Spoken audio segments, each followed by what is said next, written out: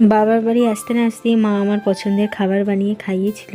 যেদিন বাবার বাড়ি আসছিলাম আমাদের বাড়ি থেকে, সেদিন সকালে খুব বৃষ্টি হয়েছিল আর সন্ধ্যাবেলায় বেশ ঠান্ডা ঠান্ডা আবহাওয়া হয়েছিল। আর আমার তো খিচুড়ি খেতে বেশ ভালো লাগে, তো মা বললো চল তাহলে তোর জন্য আজকে সবার জন্য খিচুড়ি বানাই সন্ধ্যাবেলায়। তো আমি তো একেবারেই হ্যাঁ বলে দিয়েছিলাম। তো ওই জন্য খিচুড়ির প্রিপারেশান চলছিল সন্ধ্যাবেলায়। পিসুমণি সবজি কাটছিল, পিসুমনির সাথে আমিও বসে পড়েছিলাম সবজি কাটতে। আর এইদিকে আমার মেয়েও আমাদের কাছে ছিল। তো তারপর সবজি কেটে দিয়েছিলাম আর এইদিকে মা আদা রসুনটা বেটে নিচ্ছিলো। তো একেবারে পেঁয়াজ আদা রসুন দিয়ে বানানো হবে ওই জন্য। আর এইদিকে দেখো চাল সাথে ডাল সমস্ত কিছু নেওয়া হয়েছে, শুধু রাতের জন্য বানানো হবে ওই জন্য অল্প করেই চাল ডাল সমস্ত কিছু নেওয়া হয়েছে। আর এইদিকে সবজিও কাটা হয়ে গিয়েছে। তো সবজির মধ্যে ছিল আলু গাজর আর সয়াবিন ভিজিয়েছিল আর পেঁয়াজ কোচানোও হয়ে গিয়েছিল। তো চাল ডালটা ধুয়ে নিয়েছি। তো মাকে বললাম চলো আমি বানিয়ে দিই। তো প্রথমবার প্রেশার কুকারে খিচুড়ি বানিয়েছিলাম। তো প্রথমে প্রেশার কুকারের মধ্যে সরিষার তেল দিয়ে দিয়েছিলাম, তারপর ফোড়নে জিরে তেজপাতা দিয়েছিলাম, লঙ্কা দিইনি। তারপরে মেয়ে তেল ফোড়নটা হয়ে যেতেই ওর মধ্যে পেঁয়াজগুলো দিয়ে হালকা বাদামি করে ভেজে নিয়েছিলাম। তো তারপর উপরে যে আদা রসুন বাটাটা দিয়ে দিয়েছিলাম, দিয়ে ভালো করে কষিয়ে ভেজে নিয়েছিলাম। আর তারপরে এদিকে একটা মশলা বানিয়েছিলাম, মানে হলুদ গুঁড়ো জিরে গুঁড়ো আর লঙ্কার গুঁড়ো একদমই দিইনি। তো সেই মশলাটাকে জলে গুলে ওই আদা পেঁয়াজ রসুন ভাজাটার মধ্যে দিয়ে ভালো করে কষিয়ে নিয়েছিলাম। তারপর উপর থেকে স্বাদ মতো লবণ দিয়ে আরও ভালো করে কষিয়ে নিয়েছিলাম।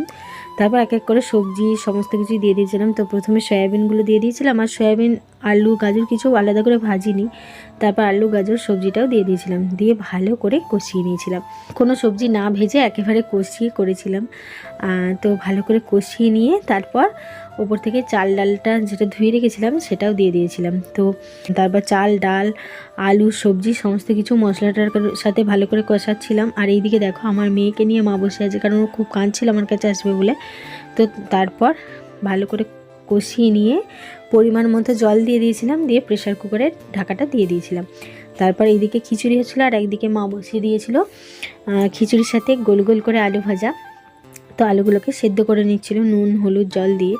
তো আলুগুলোকে ফুটিয়ে যে সেদ্ধ করে নিয়েছে। আর এইদিকে প্রেশার কুকারে 4টে সিটি দেওয়ার পর প্রেশার কুকার মানে গ্যাসের ওভেনটা বন্ধ করে দিয়েছিল। তারপর সিটি মরতে ঢাকাটা খোলা হয়েছিল।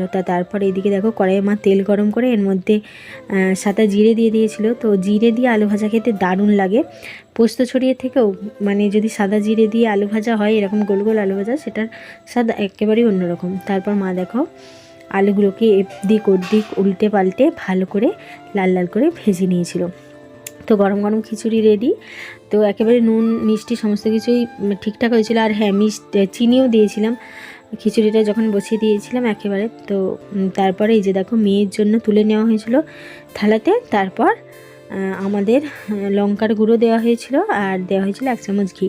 তো সব কিছু ভালো করে মিশিয়ে নিয়ে আর প্রেশার কুকারের মুখটা ঢাকা দিয়ে বন্ধ করা ছিল যতক্ষণ না খাওয়া হয়েছিল। তারপর মানে প্রেশার কুকারের ঢাকনা খুলে সবার থালাতে থালাতে মা গরম গরম খিচুড়ি সেজে দিয়েছিল, আর সাথে দিয়েছিল পটল ভাজা মাছ ভাজা আর গরম গরম আলু ভাজা। আর দুপুরবেলাতে মোচার তরকারি বানানো হয়েছিল, তো সেটাই দিয়েছিল। মিষ্টি মিষ্টি বেশ ভালোও লাগছিল খেতে।